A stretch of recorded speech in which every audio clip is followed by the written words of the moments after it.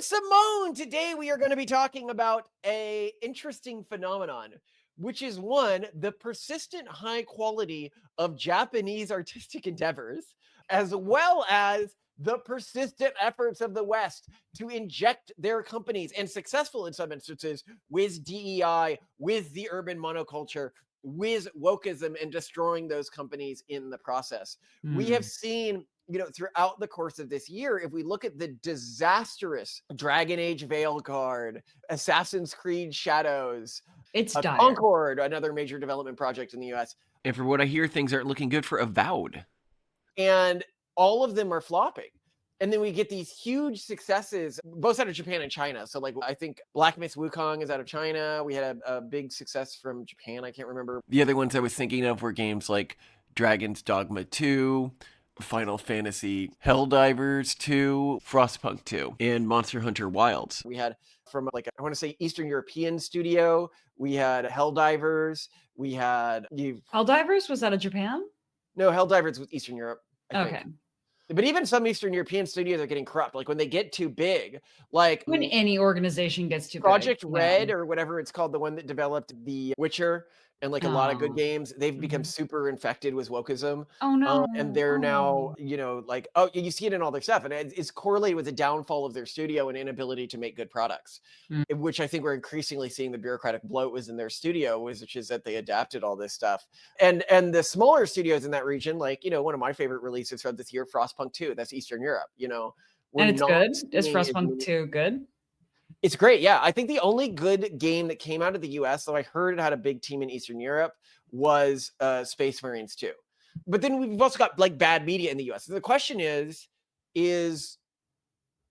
I want to get into like the UN trying to ban this and the reaction to this. Okay. But why media? Like why I have a Crunchyroll account and I don't have a Netflix account. And I know I shouldn't be giving money to Crunchyroll. It's just easy, okay? And I don't have a Netflix account. Wait, why should you not be giving money to Crunchyroll? Did they do They're something? super woke. They spend it on woke bullshit. They're terrible. But I don't have a Netflix account. I don't have an HBO account. I don't have a Paramount account. And the reason is because the media that's being produced there, if we talk about the one civilization hypothesis, is that wherever the one civilization blooms, it typically allows for large bureaucracies. So I should note, if you haven't seen our one civilization hypothesis video, it's that humanity has largely consisted of one civilization that was, if you actually look at like the archaeological, artistic, and literature record, despite what the DEI proponents want you to think, of only one civilization, which has hopped from one ethnic group to another, started in Egypt, went to Mesopotamia, then went to ancient Greece, then went to Rome, then went to Charlemagne, like Central Europe, then went to the Victorian Empire, then went around the world. And that after a while, like Greece today sucks. Smell like feta cheese. Freganakos are good people. Good people? They're Greeks. And Greeks are just Jews without money. Like this is not like an ethno-supremacist theory at all, but like it seems to exhaust the potential of a people after it reaches a golden age within a specific region. And I wonder if it's already exhausted a portion of the American potential. I really worry about that. Like, are we, and this is what I always wonder, are we at the end of the Roman Republic or are we at the end of the Roman Empire? I think it's more likely we're at the end of the Roman Republic, but it has exhausted a lot of the creative dynamism of America, of the giant companies in America. And so when I'm going for artistic creations, I need to go to a place less tainted because that's the only place I'm going to find things that don't look like they came out of a factory line. The United Nations Committee on the Elimination of Discrimination Against Women, CEDAW, oh my God. Can you believe they have like a whole committee on this? Like our country is paying for like the United Nations to exist, and they're spending that money on things like the Elimination of Discrimination Against Women Committee. And they don't focus on like the Middle East. They focus on anime. This is about imposing a cultural hegemony, not on actually lowering the amount of discrimination.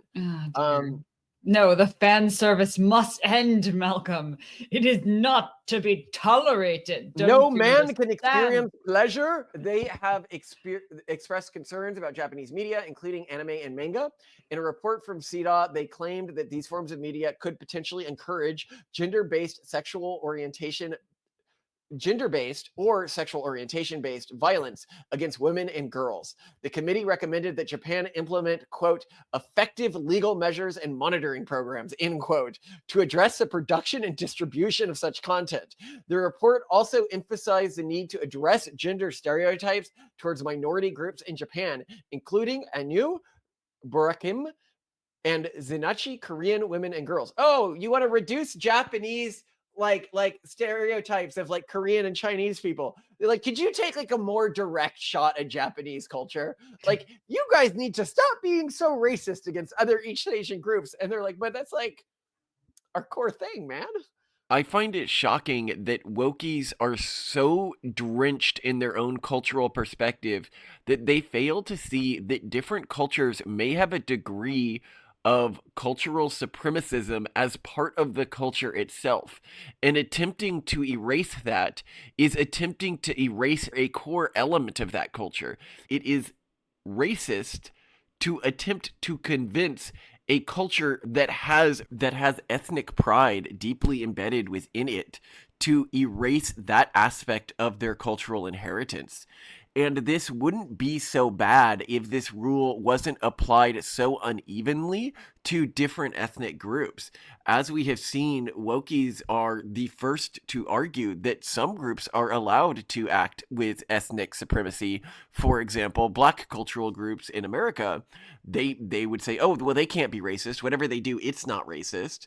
But Asians, Japanese, oh no, they don't get that protection. Why? It's because they're racist. They believe that different humans, based on their skin color or ethnic background, are deserving of different levels of human dignity and human rights. And Asians are one of the bottom groups to them. What does that mean? I think she just called you a racist, Penny. Black people can't be racist? I agree. I think that it is okay to accept that societies like Korea, like when I was in Korea, I experienced a lot of racism. And I was like totally chill with it. I was like, yeah, I get it. I shouldn't be here. This is not your culture. I am in many ways parasitizing on your culture's arbitrage that you have given me. And that is, it's so funny that like, you know, I'd say that like people in the US, like Kamala Harris can't say, I only have this position because I'm a Black woman. I only have this job. Joe Biden said he's only hiring Black women for this, that I would never have gotten this far in my life if I was a white man, given my qualifications, given my achievements. She was unable to admit that to the public. In Korea, I admitted that all the time. I'd be like, I probably wouldn't have this job if I was Korean. And I understand why there's animosity towards me. And I think that that is part of what's needing to be accepted by the modern elite Black community in America if we're going to get through this, is they need to say, look, as a Black person who grew up upper class, now I'm not saying that this is true of Black lower and middle class people. They actually have it much harder. But the programs don't really end up benefiting them. They only end up benefiting the Black elite class. These people can't, like Kamala Harris can't say, I understand I benefited from systemic privileges throughout my entire life that gave me advantages over other people. That's the first step in any form of healing. And the unwillingness to do that is really, I think, a core moral failing of the individual. I'm not saying that they need to leave their jobs, but just admit that like you played an arbitrage game. And most of our Black friends do admit this, like behind closed doors. So like, oh, fuck it. Yeah, I know I don't have this job for realsy.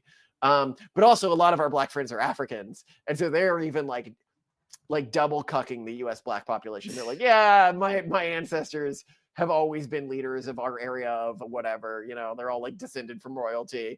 And you know, we came here with a lot of wealth already, and now we're taking all the VC jobs because the VCs don't see a difference between us and the Americans, the Black Americans. So they're not even helping the people they're supposed to. They're helping the people that sold their ancestors into slavery. As we saw was that horrifying movie. What was it? It was about like the queen, like the African queen. It's crazy to me that you live in a time where when you share the truth about slavery and the fact that Africans were brutal about enslaving and slave raiding other tribes and delivering them to the coast for the transatlantic slave trade, you get called a white supremacist and that you hate yourself. This happened when I called out the movie The Woman King, which glorified slave raiders. Those warrior women were slave raiders. But at least some people are honest about it, like Lupita Nyong'o.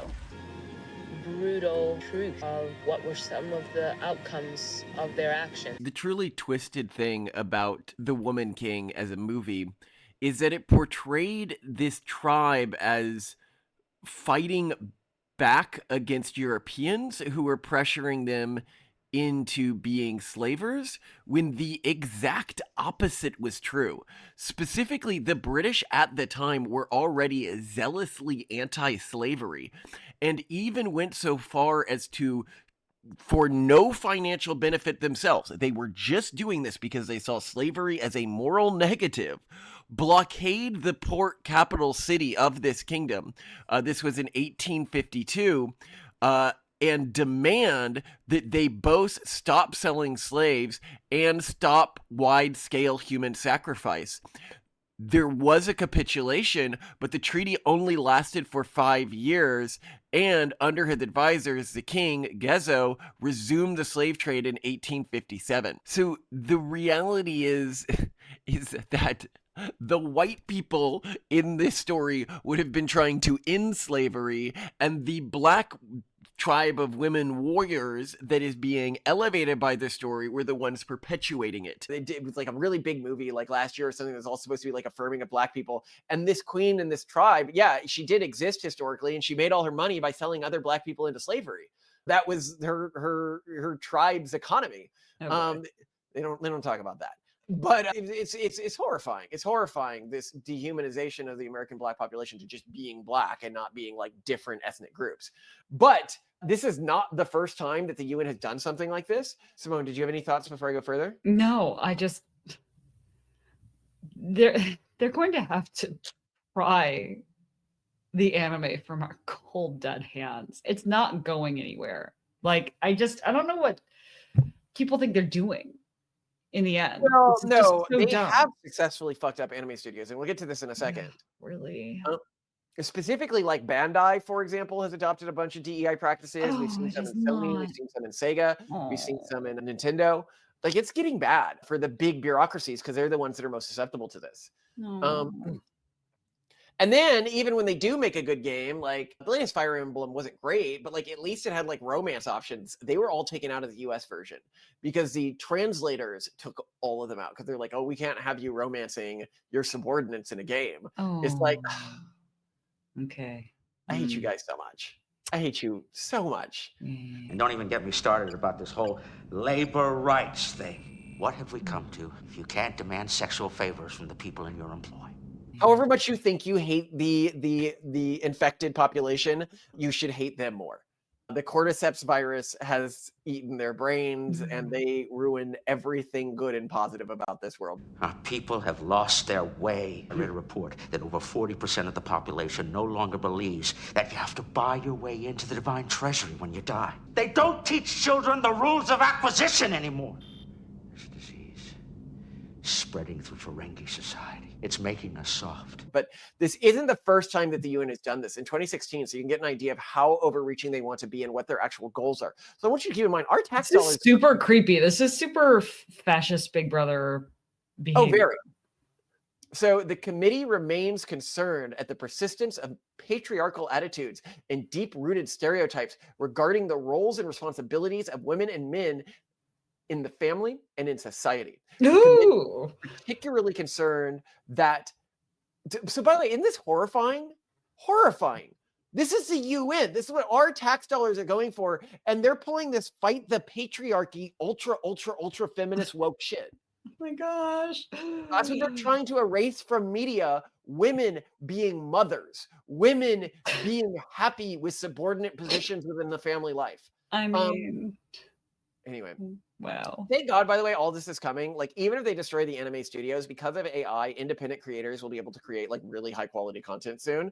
So they'll be destroying this as more and more of the eyes are moving to smaller and smaller studios, smaller and smaller creatives, and the bureaucracies just die out. But anyway, so the three things they really are concerned about.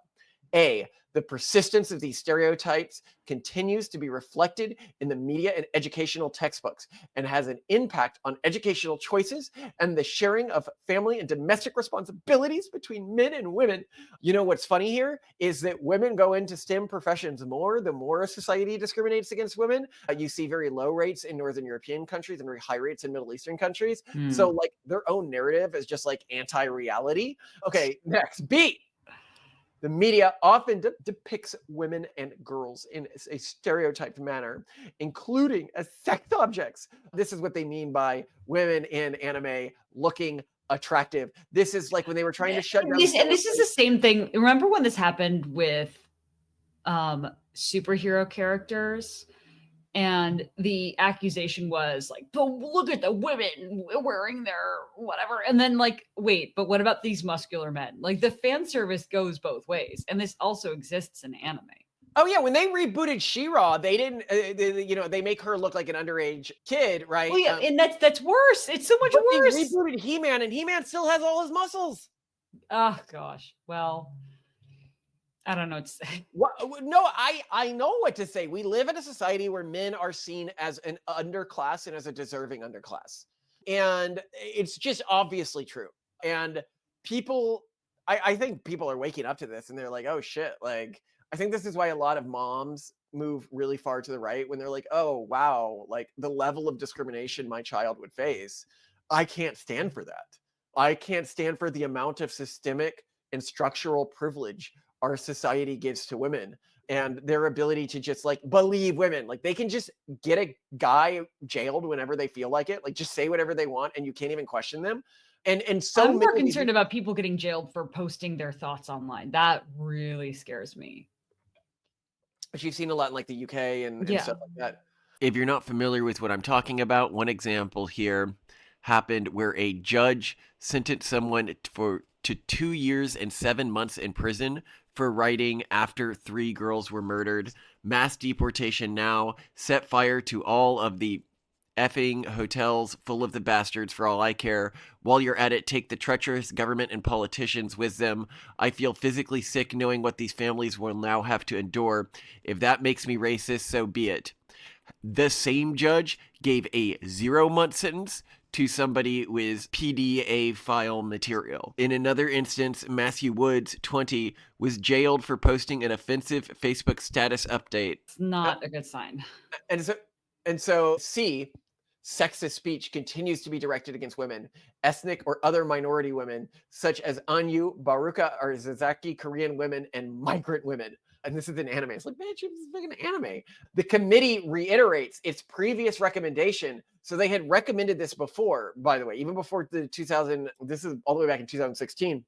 But they did another recent, more adamant one recently, where Japan's actually pushed back a little, and urges the state party to A, intensify its efforts to change social norms that reinforce traditional roles of women and men and promote positive cultural traditions that promote the human rights of women and girls. I sometimes talk about the imperialist nature of the urban monoculture, and I think some people might undersell just how strong and aggressive it is in its desire to erase every other culture on this planet and replace it with only the urban monoculture, outside of a few aesthetic flourishes, like maybe still being allowed to wear your local clothing or still being allowed to hold a few holidays. We really see that at play here. They define gender relations as the urban monoculture defines gender relations as a mandate for all other cultures. When they go to Japan, because the way that Japanese people traditionally relate to women is culturally unique to Japan. It is the way that Japan has historically done that. It is Japanese culture. So when they go to Japan and they say, you have to do things our European urban monoculture way, that is a cultural genocide mandate that they are trying to impose upon a culture that they have power over. Even by their own racism is power plus prejudice. Could anyone be wielding racism more clearly than the UN itself in this instance? So they want to fight against traditionalism. They want to fight against the nuclear family. They want to fight against women taking a subordinate position to males in relationships. All of the shit that, works. And you grew up a progressive. You didn't think you'd want a subordinate position in a relationship, I think. No, I mean, absolutely not. But I also didn't think I wanted a relationship at all, which is pretty indicative of where we are today. I think what's disturbing about this is not the default people are growing up with. You don't need to extinguish this anymore. And to now go so far as to basically ban it as an option is far more restrictive and creepy than any, feminism should be about choices. And of course, a classic thing that you hear from tradwives all the time is, this was my choice to pursue this pathway, and that is feminism. So it feels overdone at this point to say that, but that is a freedom that is being restricted by these policies. And here, the final point they wanted to make is effective implementation of existing legal measures and monitoring programs in order to regulate the production and distribution of video games and animation that exacerbate discriminatory gender stereotypes and reinforce sexual violence against women and girls. They included corn in there. I just took it out because it was faster, but they're really buying into this sexual violence being depicted against women in art and media is something that is being driven by males when it objectively isn't. I will put on screen here the statistics, which are very like loud in showing like girls wanting to be choked, for example, is not coming from male porn. It's coming from female fan fictions and fantasies, and you can see this in the average arousal patterns of women, which we'll put on the screen here from some of Ayla's data. But anything you want to say before I go further? Go on. So the Japanese political response. So some in Japan have actually wanted to implement this. So Masako Okawara submitted a petition to the 213th Diet Session calling for stricter regulations on content, including manga and anime, that featured inappropriate depictions of characters resembling children. The initiative aims to amend current laws, including now what's interesting is how recently, we'll go into this in a second, how recently Japan, it made child porn illegal, to the extent where like they're producing stuff. Okay, so I'll admit there is some stuff where I'm like, could you not put this in a content that I'm otherwise feeling enjoying? a little uncomfortable here. This was not asked for. Yeah, like on Amazon. This was streaming on Amazon. I'm watching a show. I otherwise liked it. It's very, very, very low culture. If you want to watch it, I like the characters in it and some of the themes, but it is basically a sexual anime. And it is called Gushing Over Magical Girls. Oh, okay. Yeah. Very fun. Basically, the plot is that, and I wouldn't recommend it. It's sort of like low tier slop if you love stuff that just like absolutely is the bottom of the cultural barrel. Like if that elevates something for you, you'll enjoy this, but you need to be okay with that. Where she becomes a villain in an anime girl story, but all she wants to do because she's obsessed with magical girls is like do sexual stuff to the magical girls.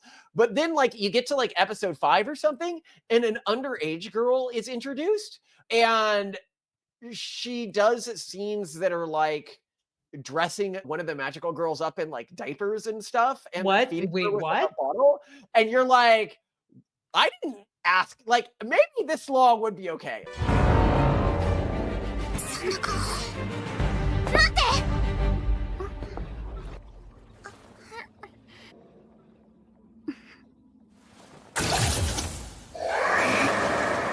Like this is where I'm like, I don't want that.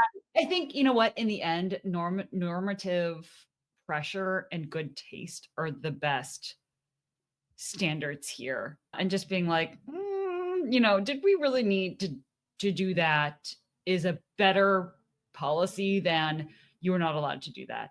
Unfortunately, Simone, the anime has been financially rewarded. It did better this last year than I forgot, like a really mainstream anime. To give you an idea of just how popular it was, it even significantly outsold both Friend and Solo Leveling. Well, you know what? Maybe we're in the wrong here. But what do they call them? Crinklers? What are the diaper fetish people?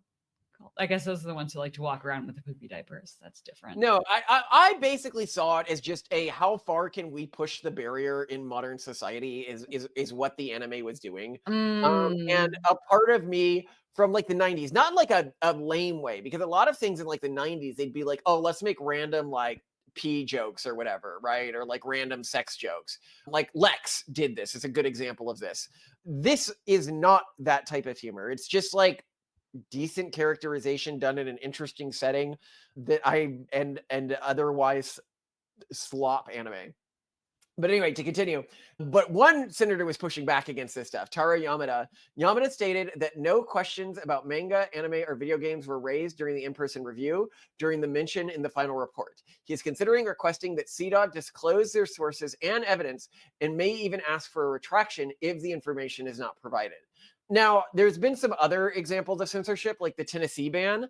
So in the United Tennessee? States, Tennessee implemented a sweeping ban across various manga titles in school libraries. What? It was popular franchises like Attack on Titan and My Hero Academia. But What? like, it was My in school Hero libraries. Academia? Wait, what did they do? Was I just a don't little bit of some know. light I fan don't think service or something?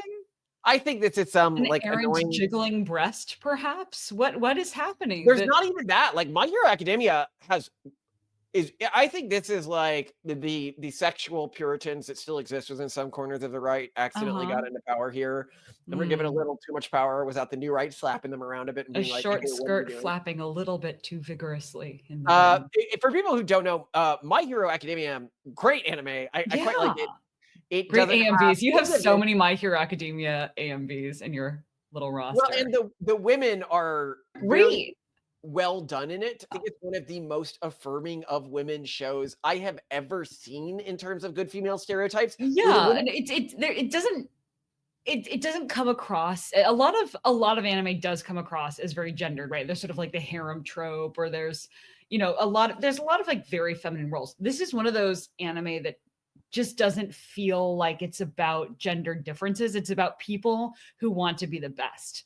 And period. And they are. They're really great. Well, yeah, but not just that, but the women in it, the reason I like it so much is when it creates strong female characters, it doesn't make them strong in that like stereotyped Western way where like making them a Mary Sue who's like tough and puts down men and is like the alpha in every situation. When I think of its strong characters like Yutame or Froppy or well, really any of the female characters in it, like every female character in it is pretty, who is fleshed out, is pretty interesting and otherwise a strong person. They're all very effeminate in the way that they're strong. By that, what I mean here is as a conservative, if I wanted to give my daughters something that showed them how to be both strong without abandoning traditional femininity along a number of metrics, because most of the different females in it show a different type of female strengths, which is really interesting that they were able to find that many unique archetypes of female strength. I could think of few shows better to do that than My Hero Academia. For example, in this scene, you see Mina having the courage to confidently deceive a big, strong villain character even when she's in middle school. But the show immediately makes it clear that this is not because she is an intrinsically brave person, but just because her care for her friends is higher than her fear. What? You're not gonna answer me? Crap! Why aren't there ever any heroes patrolling at times like these? It's a simple question. Move! Come on! Around that corner and then make a left at the big street! The agency's 2 kilometers away! Thank you very much.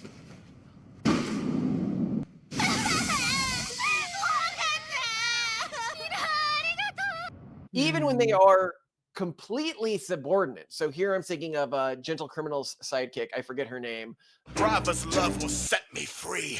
La Brava, grab the cameras, frame it up right, can't look like amateurs. The mustache must look so glamorous, otherwise in the comments they will slander us. To be remembered, we can never be average. And my strength grows cause you feel so amorous. You are everything to me, you mean so much. You were there for me when everybody else would judge. And I know I promised you we would succeed.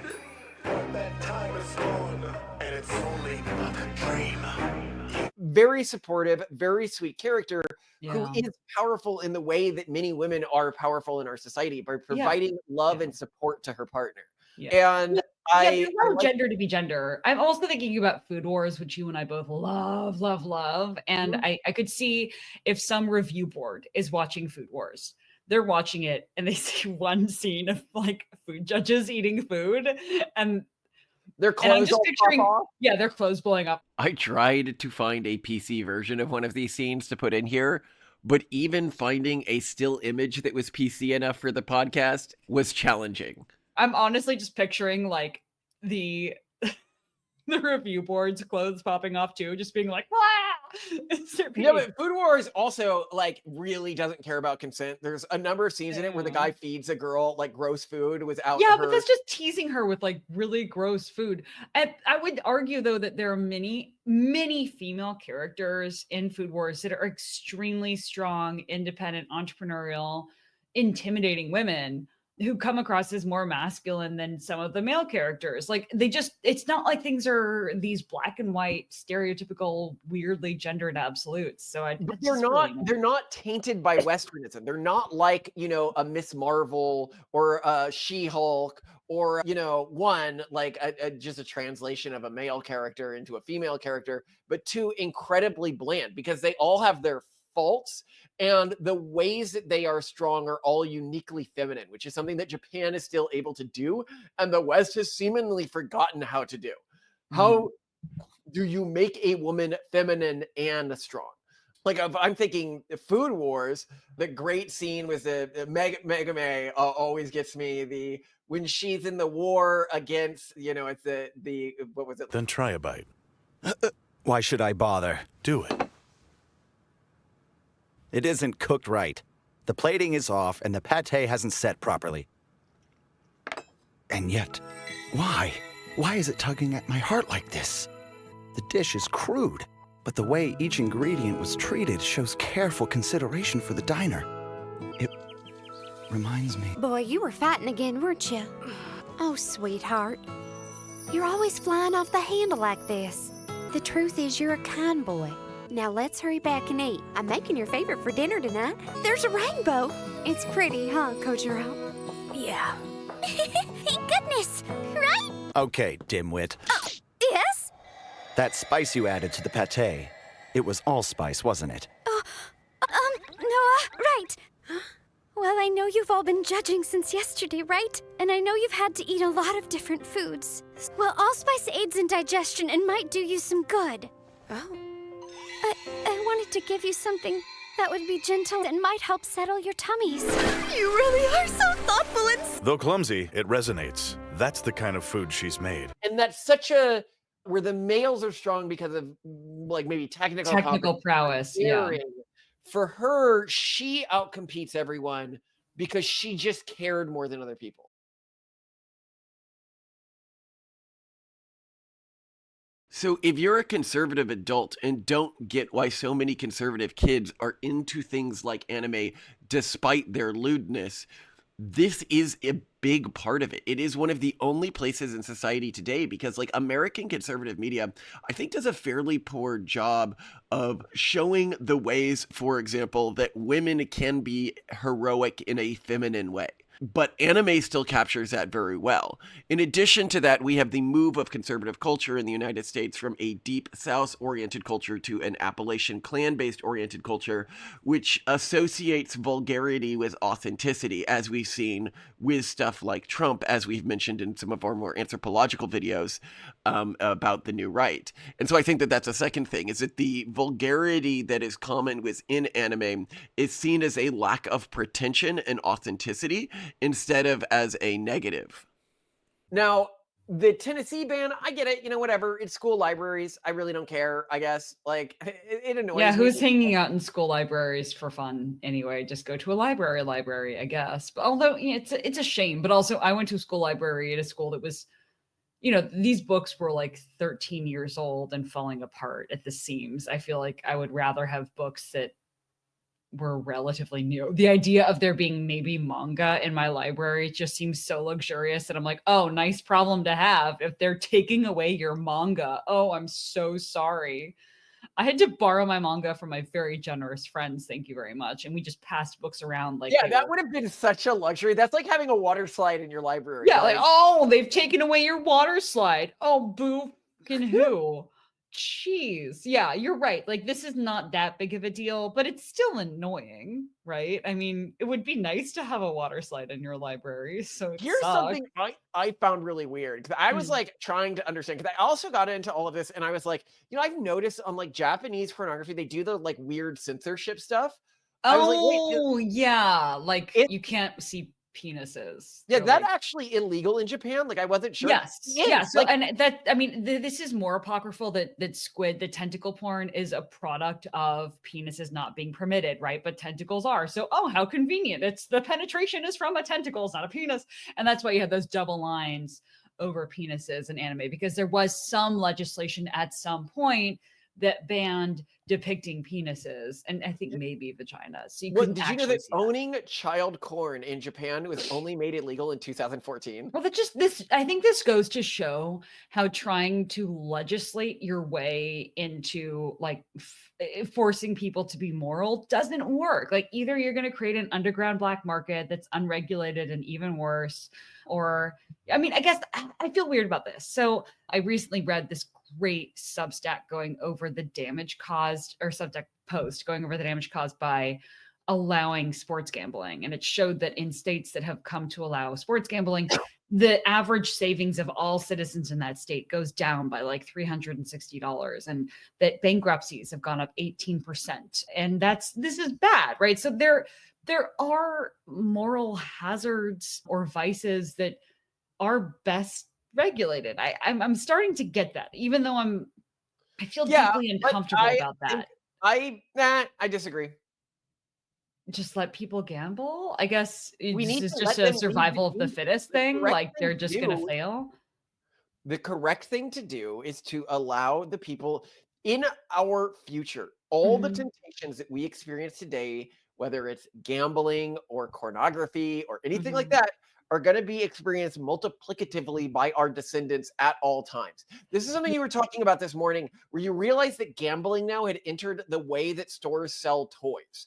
The way is that video games reach people. I was watching this, by the way. If you guys don't watch this, you should be watching Trixie Mattel unboxing the viral Christmas toys of every year. Some trans person. She's not. No, she's a cross dresser. She's a drag queen.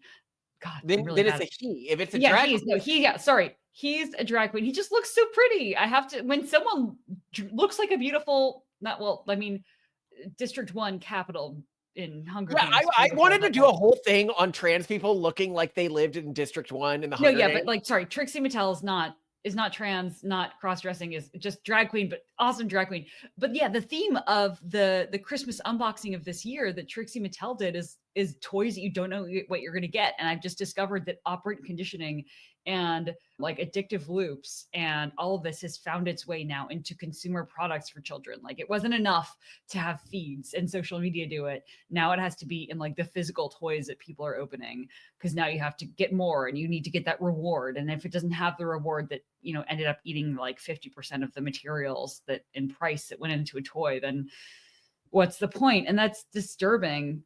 But I see your point. Another thing that happened in the states that legalized gambling, and this took a while for the market to correct around this, but credit limits went down. And I do kind of like that. So I noticed this with our kids, for example. After we got so many kids in the house, now that we have 4, where I can't have an eye on all of them at all times, I've discovered that I just have to be way better at childproofing things. Like no longer can we just make sure that they don't get into the toilet or that they don't get into certain things and make huge messes. We have to just remove those as options. And I kind of like the idea of over time, we're going to have to remove various types of consumer debt from being an option, because clearly people can't deal with that. And you're right, like to a certain extent, the market will correct around it and things are only going to get worse. So why create through legislation these arbitrary barriers that only prolong our actually solving the problem or learning how to deal with the addictive stimulus? That makes sense. But I just feel uncomfortable with it because I don't like the suffering that takes place in the interim. Simone, suffering is part of how humanity improves itself. Yeah, but I'm a human that experiences, highly unfortunately, empathy. We will be able to inject these people with chemicals so they won't have to feel any pain in the near future. They're doing that already. That's why we're seeing this massive spike in marijuana consumption in general and cannabis consumption, because I think that is how a lot of society is enabling themselves to deal with a reality that they are deeply unhappy with. And Well, I mean, very much they're support that. culturally and genetically unable to deal with. Malcolm was right. Look.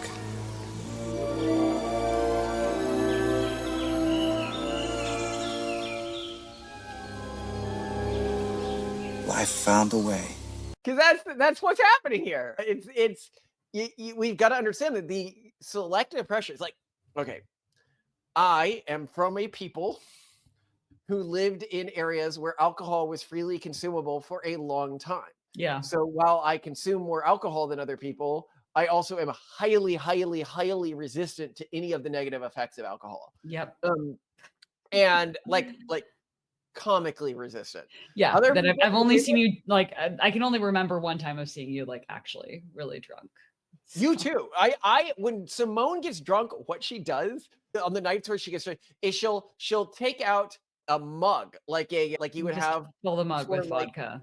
like- But that's like not drunk. That's tipsy. If I want to get tipsy, we fill the mug with vodka. The one time I actually got blackout drunk, if you'll remember, it was when we went to Chicago trying to raise funds, and it turned out that investor asked us to fly out for that lunch meeting that we like out of pocket were paying for personally, trying to raise our search fund. And they just had lunch with us, and they were like, "Yeah, I mean, I was never planning to invest in you," and I was just. I was so mad. And then I bought, because we had no money, I bought 2 boxes of wine and I drank both of them in that Airbnb that was a loft. Do you remember that? Yeah, yeah. And we didn't have a home apparently- back then or anything. We were living out of a suitcase. Yeah. I think that a lot of people, they don't understand like how long we had nothing. The whole thing was a hustle for so long. I don't know. It's still a luxury to be able to buy 2 boxes of wine and consume them. I had money to burn on that apparently. Well, Not no, that I but remember think that night. Our YouTube channel, I think people have seen our YouTube channel for a while. They're like, oh, they have this like super abundance mindset, which is like, even when the channel was like just starting and it was like, you know, like, I don't know, like 50 people would watch every episode. Now we're at like 10,000 per episode or something, but we act like we're big YouTubers and stuff. That's just the way we see things. It's the same way when we're raising money. Oh, we're going to be big and famous. It's genetic though. Like, I mean, Octavian's teacher at kindergarten couldn't believe that he had siblings. I love that. has, She's like, this kid has fucking siblings? Yeah, he comes across like he's Joffrey from Game of Thrones. Like he's just raised like that, even though he comes from our house. It reminds me of when I was a kid. One of my teachers came to my mom and they go, your son. So this was even like in the previous generation. They're like, your son has some issues of like delusions. He thinks that he's going to be king. And she was like, what's the problem? And she goes, you know, like king of like the planet. Why wouldn't I raise him believing that? Like, he doesn't think it's going to be, she's like, oh, I see your misunderstanding. You think that he's not going to have to fight for it. No. He doesn't think he's going to be given kingship. He thinks he's going to have to build a coalition and fight for it. Your mom got a little too tipsy one morning, and instead of picking up like an old parenting guide, she accidentally picked up Alexander the Great's biography and was like, oh, okay, so Olympia, just do what she did. And no, she'd always tell me stuff like that. She'd tell me like that she had dreams before I was born, that my brother and I, that we were both supposed to be, she was going to have 2 sons and they were going to become like incredibly important figures in human history. She said she saw like a psychic before I was born and that her first son was going to be one of the most important figures in human history. And this is the stuff that like Olympia told Alexander. She's like, oh, I was impregnated by Zeus and like, you're going to become like the greatest man ever. I was weaned on this stuff. You were. Maybe psychics are underrated though, because I remember when I was in college, there was some kind of Oktoberfest outside my dorm that our school put on, because basically my university experience in the United States was going to like 7-year-old summer camp, but it was a university. You know, we did crafts, we painted pumpkins, there was a psychic, there was a band, because that's what young adults need. But I went to the psychic because I never went to one before. And she read my palm or something and said, you're going to be such a great parent. And I thought that was the most hilarious thing because I was never going to get married. I was never going to have kids. I was going to get sterilized. I was so excited for it. And I'm like, psychics, what a joke. This is hilarious. Goes and shows you. But no, guess who at the last laugh? Psychic lady. And I got friends on the other side. He's got friends on the other side. But growing up, and I think that this is actually really useful for young kids, growing up and understanding that they have some sort of a destiny or some sort of a thing that they're supposed to do with their life, and that it is going to be a challenge, but they are expected to achieve it, is really important. Too many parents now, they're horrified when we have expectations for our kids. They're like, oh how no, dare they you? see it as a form of abuse. Like, how can a child live with the weight of that expectation? But it's the sweetest thing. You don't see this because you've been asleep for hours by that point. But when I finally put the kids to bed, after we read the book under the softest blanket in the world, thanks Dad, I really like it. And after we then talk, tell spooky stories in the dark, when they're finally ready to go to bed, the boys insist on climbing up on their ladders and then jumping onto me and giving me big hugs. But then each of them hug me and they say they love me and I say I love them. And I say, you've got to fix the world. He's like, I'm going to fix the world. They both say they're going to fix the world. And they know that that's their job. And they're excited about it. They have that sense of purpose. Like, they know that their job is to fix the world. And because they love reading books about disasters and like spooky stories about terrible things happening, they also understand what it means to fix the world. Like Octavian's like, I'm going to build better buildings so that there aren't earthquakes that kill people and buildings that collapse. I'm going to, get people off the planet if the planet burns. I'm going to do it. Like he knows what to do. But here's the great thing, you're going to love this, is he's also like, and then I'm going to get paid a lot. I'm going to make a lot of money. And I'm like, yeah, if you fix the world, people will give you a lot of money. Like it makes money to fix the world too, because he also wants to buy a lot of stuff, which is great. He talks about making money a lot. Yeah, he's grounded. Yeah, he's grounded in reality. It's not like he's some kind of savior complex. He knows he gets compensated for this work. So I think that's also important. People are like, oh, how dare you have expectations for your kids? Well, how else do you think your kids are going to be motivated to work? Like, again, there's all these kids who are graduating and thinking, why would I bother working? Nothing's going to change. I'm not going to achieve anything. Whereas our kids are going to be like, well, I have to build the best company and I have to make the best solutions that actually fix the world. And then I'm going to get so much money and I'm going to buy all the stupid stuff. And that's good. It's healthy. It's great. We also have to, I think it's so important to teach kids also that they have to build their own companies. I think another issue is a lot of these kids are realizing, yeah, if you get a job, it's not going to pay you enough to do anything you want to do in your life. You have to build your own company. You have to provide your own services. You have to build your own legacy by actually providing real concrete value in the world. And if you have that kind of mindset, you'll make it. Like, we're already starting to shape Octavian's views around this, because he was telling you the other day, remember when we were making dinner, he's like, Dad, you got to drop me off at work so I can make money. Yeah, he's like, Dad, I need to go to work today. I need to make some money. And we're like, honey, jobs don't exist anymore, because they don't. I love that you're teaching our kids this at a young age. Like, they're not really going to feel like sad that jobs don't exist. They're just like, yeah, I need jobs didn't exist. No, parents really need to start teaching. I think that is extremely urgent, that parents do not raise their kids to think that they're going to get jobs. And I think that's part of what's happening now. Is already we have a generation that's coming to age in a world where they were told they would get jobs that would support them, and there are no jobs that will support them. And that's...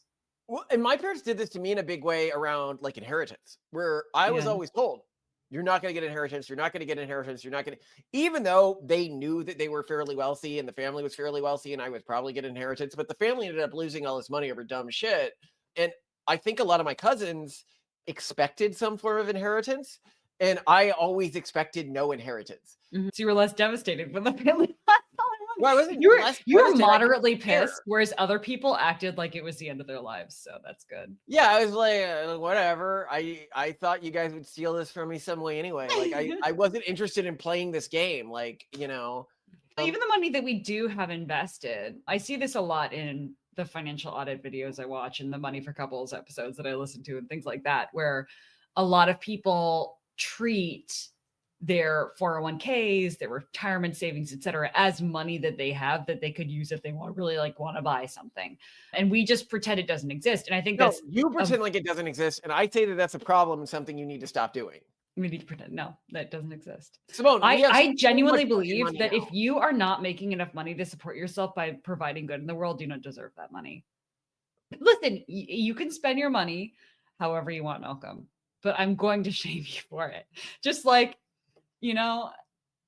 someone can have, like Torsten, he has terrible taste. He's terrible taste. He's completely terrible taste in toys and aesthetics. I will, celebrate him, but I will give him I have recently been splurging more of our money that I should have on stuff like children's, like inflatables and stuff. I'm excited for this new one. Thank you for handling the purchase of the big Tiny Tots inflatable. We're gonna do some. The other inflatables doing so well. The bouncy house, the indoor bouncy house, they love it. And now I don't need to go to outdoor environments where other parents shame me for beating my children. Yeah, so, and also like where our kids are picking up more. Like I'm kind of like Indy's still getting over the last virus that the kids spread to her from wherever it is they've most recently been playing. So I'm ready for her too. And it wasn't Octavian getting it at school because Octavian never had it. Torsten and Titan had it, and then Indy got it. Yeah, so it's probably from them like licking the trampolines at Sky Place. As one does. I mean, they if you're did. not licking it, you need to, the full 5 senses have to be engaged in any experience if you are between 2 and 3 years old. Well, 0 and 3 years old, I guess. Yeah. You are a delightful wife. I am so happy I married you. I'm so happy that we lived this life together. I'm so happy that we passed 29,000 subscribers recently. Thank you to anyone who subscribed. And if you find it within your heart to do us a favor, if you could leave us a 5-star review on Apple Podcasts or any place where you can leave a good review, it would mean a lot to us. Because we're at like a couple hundred, 100 now? We have 80 reviews. We're not even at 100. Yeah. I got a classmate with over 1,000 reviews. Okay. He just did Mark Zuckerberg for one of his shows. Why don't I have Mark Zuckerberg on my show? Because you don't know him. But that guy knows him. I know people as famous as him. They just don't want to be seen in public with me because I'm a naughty, naughty boy in the media. Yeah, it's true. That's the problem is your Stanford classmates are just so like that. There's this, you know what? It reminds me, you get freaked out by that Utah pod person LDS thing, that look. Stanford MBA grads have there is this like pod person version of them. They have their Patagonia pullover or like their nondescript, Lore Piana sweater that you have to know what to look for to be able to identify the quality of it. And then they're so relaxed and laid back and perfect. And they never really say anything controversial and they smile and put you at ease. And it really puts me on edge. Like they are not disagreeable enough. They're like just hyper competent and agreeable. I'm just saying. I'll tell you what, they didn't marry weird Puritan wives who live in the woods like I did. I think I'm getting the ones who for like the Mormons and stuff, and the Jews and the like religious conservative ones. Like when I say the Jews, I mean like the conservative religious Jews, the conservative religious Mormons. Those are the ones who ended up the coolest. Yeah, but even they look of their kind very normal. They become they're too normy. I agree. Where are the smart non-normies? It's so hard to be a smart non-normie in this society. Sad. Hey, I got a wife with a Cambridge graduate degree now, so I got the. You fixed it. It was one of those blemishes you just had to pop, and then it was gone. You wiped it out. She means that when I married her, she had a degree from GW, George Washington. I was like, that's gross. I'm like actively sexually turned off by you not having an elite education. I was like, I need to get you an elite education, sweetheart. Well, because I was how I was raised culturally. I was told to expect that whatever elite education means for the next generation. Like I'm okay with my kids not going to like Ivy League schools because like they're going to shit anyways, right? But I expect them to be known as the best of their generation. Yeah. What? I'm just thinking about Octavian already asking about wives and marrying. I don't know where he's picking that up because we're not talking with him about it. I talked to him about you need to get married, you need to grow up. Okay, so that's coming from you. Yeah. Anyway. He's like, I'm gonna marry you. Yeah, he keeps saying he's gonna marry everyone, though. I don't think he understands what marriage really.